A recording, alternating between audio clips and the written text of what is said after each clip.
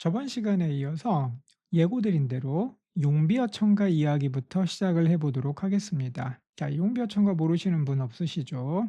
조선 창건의 정당성에 대하여 이야기하고 있는 그런 신박한 문학 작품이라고 배웠습니다. 자, 지금 보니까요. 아저씨가 하나 누워 있는데 이게 이성계예요. 이성계에게 어떤 산신령이 나타나서 누런 뭔가를 주는데 요거에 관해서 용비어 청거가 뭐라고 이야기를 하고 있냐면요. 금척을 한알히 내리시니 꿈에 한 신선이 옥함에 가져다가 태족께 받자오니 이렇게 나와 있습니다. 용비어 청가 14장에 나와 있는 내용이에요. 자, 금척 황금자를 하늘이 내렸으니 자, 그러니까요. 산신령이 와 가지고 황금자를 딱 주더래요. 이 말이 무엇이냐? 이건 문학 작품이잖아요. 이 황금자라고 하는 것은 아까 저번에 배웠던 룰이잖아요. 자잖아요. 자, 이것이 뭐냐면 "네가 왕 노릇해라." 하고 통치권을 부여해 주는 승인을 산신령이 내려주었다는 거예요. 과학적 합리주의가 매우 부족했던 조선 사람들에게 황금자를 내린다는 것이 그 사대부들에게 또는 백성들에게 어떤 의미를 가졌을지는 여러분도 상상이 충분히 가능하실 거라고 생각합니다. 자, 그래서 이게 바로 금척, 황금자예요. 자, 이거는 어디서부터 기원을 하냐면 시황제, 진시황이 중국을 통일하고 난 다음에 각 지역의 도량형을 모조리 다 통일해 버리고 뭐 감히 거역할 수 없었겠죠. 그 전국을 하나의 그 문화권으로 엮는 데 결정적인 기여를 하고 통치 세력이 진나라의 통치 세력이죠. 전국을 갖다가 중국 대륙을 전부 덮어버리게 되는 근거가 되는 게 바로 이 금척이었습니다. 그래서 황제가 이걸 내려주면 각 지역에서는 이 금척을 따라서 그 유사한 자를 수백 개, 수천 개씩 만들겠대요. 그래 가지고 앞으로는 이것만 쓰라고 얘기했대요. 자, 이게 바로 룰의 구체적 의미에서 추상적 의미로의 진화입니다. 여러분은 이렇게 기억해 두시면 되겠습니다. 자, 그래서 우리가 보통 뭐라고 하냐면 골든 룰이라고 얘기하면요. 오, 재밌네. 황금률이라고 해 가지고 '야 기가 막힌 법칙이야. 꼭 지켜야 돼.'라고 하는 뜻도 되지만 1차원적으로는 용비어천가에서 상실 산신령이 친히 하사하신 황금의 자라는 의미로도 해석되겠네요. 자, 그러면 우리 이번 주제는 계속해서 추상화예요. 어떻게 추상화되어서 단어가 만들어지는지를 보기 위하여 자, 본인 밀리터리 매니아인 바 요걸 가져왔습니다. 자, 요게 뭐냐면요. 우르반의 대포를 그리라고 제미나이한테 얘기했거든요. 세계 최초의 대포는 누가 만들었느냐? 아랍인들이 만들었습니다. 정확하게는 터키죠. 오스만 투르크의 메흐메드 2세가 우르반이라고 하는 헝가리 대장장이에게 돈을 엄청 많이 주고 청동제로 만들게 했어요. 자, 대포에서 제일 중요한 게 뭐냐? 지금도 구경입니다. 화포는 전부 구경으로 표시합니다. 155mm, 105mm, 러시아제는 152mm 뭐 이런 식이거든요. 76mm, 85mm 막 이래요. 그 대포의 구경이. 구경에 따라서 사정거리가 대략 정해집니다. 자, 구경의 10만 배 정도예요. M16이 만약에 5.56mm다. 그 탄이 그러면은 유효 사거리는 대략 한 550m 정도 됩니다. 자, 원래 155mm면 한 15km, 16km 날아가야 되는데 요즘은 굉장히 많은 확대를 해 가지고 40km까지 날아가거든요. 어쨌든 구경이 굉장히 중요하다는 얘기죠. 그래서 구경을 제가 화살표로 표시를 해 봤어요. 아랍어로 구경을 갈리브라고 얘기했대요. 이게 원래 거푸집, 금형 이런 말이었대요. 자, 포신을 옛날에는 거푸집에다가 녹여 부어 만들었답니다. 그래 가지고 깔리브라고 하는 말에서 캘리버라고 하는 단어가 나왔답니다. 그래서 캘리버라고 하는 단어는 우리가 모를 수가 없는 그런 단어죠. 구경이에요. 이 단어부터도 알아두셔야 되는 단어예요. 여러분은 전쟁에 관심이 없을지 몰라도 전쟁은 여러분에게 관심이 있습니다. 꽃과 사랑과 뭐 아름다운 집과 정원에 대해서 우리가 얘기할 수도 있지만 세상을 움직이는 많은 힘 중에 하나가 무기예요. 알아두셔야 됩니다. 영어 단어에 많이 나와요. 자, 여기 뭐예요? 보통 이걸 뭐라 부르냐면 오공기관총이라고 부릅니다. 자, 왜 그러냐면요. cal 점 찍고 50 이렇게 쓰거든요. 0.5 인치예요. 그래 가지고 12.7 밀리입니다.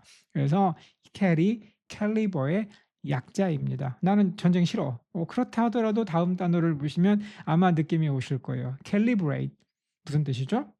구경이죠. 어떻게 할 거예요? 구경은 눈에 보이고 손으로 잴 수 있잖아요. 그 구경을 이제 뭐 할 거죠? 먹어요? 때려요? 아니죠. 측정하겠죠. 그죠? 그래서 동사형 어미가 들러붙어 가지고 calibrate은 추상적인 의미로 측정하다의 의미로 가게 됩니다. 자, 그래서 calibration이라고 얘기하게 되면 당연히 명사가 되는 것이고, 이 측정하다의 의미가 넓게 퍼져서 우리 어때요? 컬러 recalibration이라고 하는 말을 쓰잖아요. 우리 색 보정을 할 때도 calibration이라는 단어가 쓰이는 지경까지 이르게 되었다는 거예요. 아하, 그러면 맨 처음에 구경이라고 하는 구체물을 가지고 계속 사람들이 생각을 해보다가 추상화되는구나. 점점점 인간의 사고가 발달해 가면서 여러분은 그거를 포착하시면 됩니다. 자, 여기서 끝이 아닙니다. 또 그림을 그리게 했어요. 이거 그리는데 여러 번 시행착오를 거쳤어. 자, 사람이 신기하게도 물속에 들어가 있습니다. 자, 사람의 한 키, 이거를 재는 단어가 영어에도 있고 우리말에도 있습니다. 거꾸로죠. 우리말에도 있고 영어에도 있어요. 자, 이거를 뭐라고 부를까요? fathom이라고 합니다. 영화 마스터 앤 커맨더를 보면요. 그 수심을 측정하는 장면이 나와요. 그래 가지고 이 막 그 끈을 갖다 집어 던져 가지고요. 풀려나가는 속도를 봅니다. 그래 가지고 이 속도를 측정하기도 하지만요. 뭘 추를 떨어뜨려서 지금 수심이 얼마 fathom이라고 얘기하는 게 나옵니다. fathom은 왜 중요했을까요? 사람의 키를 왜 영국 사람들과 우리나라 사람들도 똑같이 중요한 어떠한 측정 단위로 사용했겠냐고요. 죽기 싫어서 그렇죠. 한 길을 넘어가면 죽는 거예요, 한마디로. 익사할 위험이 비약적으로 커집니다. 따라서 fathom이라고 하는 단어가 옛날에도 중요했고 오늘날에도 중요하며 서양에서도 중요하고 하고 동양에서도 중요하다. 자, 그러니까 구체적인 한 사람의 키를 얘기하는데 그걸 우리가 뭐라고 불렀느냐? 순수한 우리말로 길이라고 한다 이겁니다. 자, 그러면 우리 어때요? 측정하다의 의미로 얼마나 수심이 깊은지 한번 보자라고 하는 의미로 변화하는 거 전혀 이상할 일 아니겠죠. 자, 그래서 아니나 다를까 그래요. 측정하다의 뜻이 있어요. 그리고 fathomless라고 얘기하게 되면 less는 여러분 무조건 앞으로 부정이에요. 부정. less가 들어오게 되면 긍정이 없습니다. 왜냐하면 마이너스 빼기를 영어로 less라고 하기 때문에 그렇습니다. 부정이에요. 부정. 마이너스 기호입니다. fathomless, fathom이 없어요. 그러니까 뭐예요? 측량할 길이 없는 것이죠. 자, 우리말로도 뭐라고 그러죠? "열 길 물속은 알아도 한 길 사람 속은 모른다." 이렇게 얘기를 하잖아요. 자, 그러면 여기에서 또 한 번 가져왔습니다. 자, 이건 뭡니까? 자, 정사각형입니다. 정사각형 영어로 뭐라고 할까요? 가로와 세로의 길이가 같아요. 자, 스퀘어라고 합니다. 자, 이 스퀘어라고 하는 단어는 맨 처음에 당연히 정사각형이라고 하는 구체물을 가리키는 것이었습니다. 자, 정사각형이니까 우리 뭘 갖다가 떠올리게 되느냐? 광장이에요. 정사각형 모양이잖아요. 지금 보니까 우리나라는 비교적 이러한 광장이 없어요. 자본주의적 발달이 되게 드물었고 우리나라는 좀 평지로 이렇게 반듯한 네모난 게 나오기가 어려웠기 때문이기도 하겠지만 이렇게 사람들이 주기적으로 모여서 이렇게 그 정보하고 물자를 교육하는 이런 문화가 조금 더디 성장했기 때문에 그렇습니다. 아무튼 서양에서 많이 볼 수 있는 정사각형 모양의 광장 역시 구체적이죠. 자, 그러니까 어때요? 뭐가 좀 가로 세로의 길이가 같고 그러면 뭔가 평등하기도 하고 이런 거 아니에요? 가로 세로가 같아요. 그러니까 우리가 모두 인제 굉장히 왜 우리 그 도형을 확대 축소해 보면 알잖아요. 비율을 유지하면서 똑같이 커졌다 작아졌다 하니까 말이죠. 그 이미지를 한번 생각해 보시죠. 그러니까 뭐예요? 일단은 가로 세로 길이가 같으니까 면적을 재려면 제곱이란 단어가 나오고 자, 스퀘어 미러라고 얘기하게 되면 제곱미터 또는 평방미터라고 하는 말이 되기도 하고 이 문장 한번 해석해 보세요. 자, I thought I've already squared up those desks. 자, squared up. 얘가 문제죠. 여기에서 여러분이 인제 시험대에 오르게 되는 거예요. 스퀘어가 광장이다. 누가 몰라요? 메디슨 스퀘어 가든 뭐 그쵸. 트라팔가 광장 할 때 트라팔가 스퀘어 누가 모르냐고요 그거를. 그쵸? 그런데 방금 나온 것처럼 여기다가 광장을 집어넣었더니 해석이 안 되잖아요. I thought 생각하기에 I've already squared up those debts. 자, 이 빚들을 스퀘어업 했대요. 자, 그러면 요거에 대하여 정사각형이잖아요. 깔끔하네. 깔끔하게 처리했네. 이렇게 되죠. 이거 외울 필요가 없겠죠. 우리가 스퀘어라고 하는 단어에 맨 처음부터 올라가는 그 논리 경로의 습관을 가지다 보면 말이죠. 처음에야 이렇게 한 슬라이드를 보고 이렇게 공부하고 연구하고 하지 한 번만 여러분이 그 길을 왔다리 갔다리 하면 당연한 거 아니냐? 이렇게 생각이 들 겁니다. 이미지가 떠오른단 말이죠. 자, 그 여기서 또 제가 잔소리를 좀 할까 해서 네이버를 가져왔어요. 어학사전을 보니까 스퀘어업이라는 단어가 나와 있습니다. 자, 스퀘어업 하니까 뭐라고 나와 있어요? 비용을 지불하다 이렇게 나와 있죠. 그럼 왜 페이를 쓰지 스퀘어업을 써? 페이업하고 스퀘어업하고는 어떤 차이가 있는 거야? 물론 뭐 큰 차이는 없어요. 하지만 굳이 페이업을 쓰지 않고 스퀘어업을 쓰는 이유는 뭐야?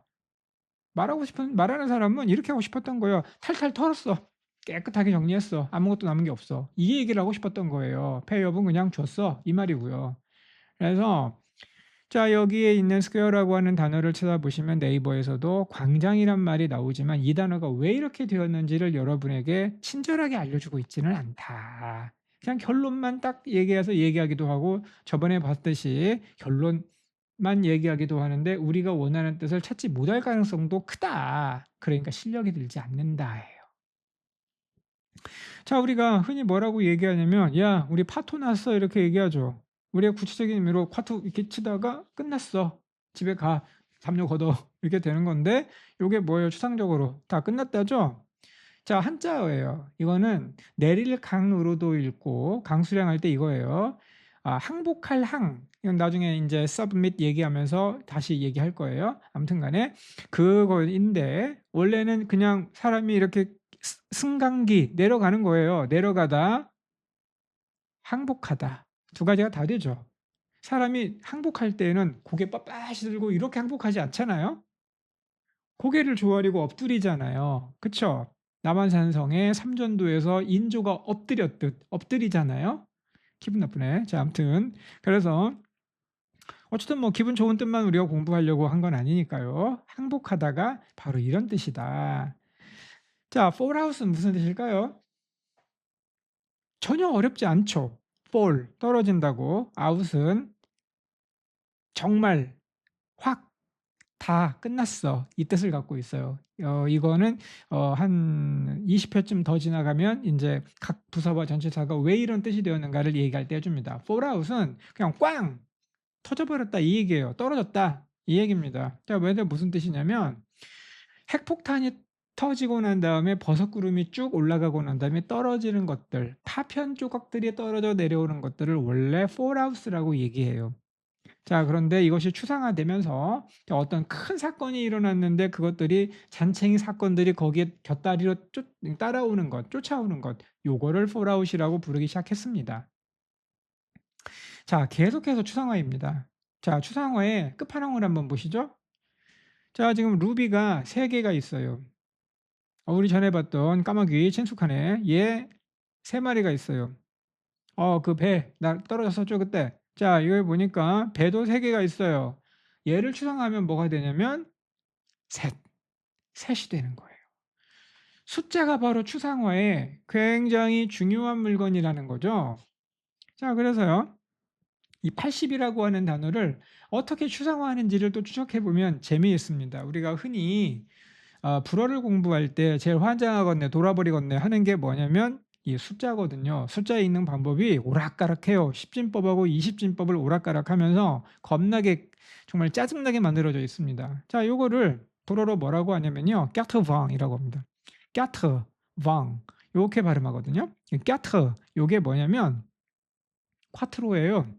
꽈트로 이게 뭐예요? 아우디 하면 사륜구동이죠. 재밌어요. 사륜구동 바퀴 4 개가 돌아가니까 고 동그라미가 4 개가 있나 보다. 그렇게 생각하셔도 돼요. 원래는 아우토 유니언이라 그래 가지고 그 자동차 공업사 4 개가 그 만나 가지고 인제 합병해 가지고 만든 회사거든요. 그래서 인제 4 개가 우리 뭉쳐요도 되고 4 바퀴가 돌아요도 되고 꽈트로예요. 재밌죠? 자 얘는 없애 버리고요. 그러면 까트방이라고 하는 말이 나왔다라고 한다 그러면 까트르가 4 이고요. 방이 20 이에요. 그럼 뭐예요? 한국말로 하면 4, 20 이죠. 80 이렇게 하는 게 아니라 4, 20 이렇게 얘기하는 거예요. 20이 4 개야 이렇게 얘기한다는 거예요. 왜? 그랬더니 손가락 10 개, 발가락 10 개, 합쳐서 20 개잖아요.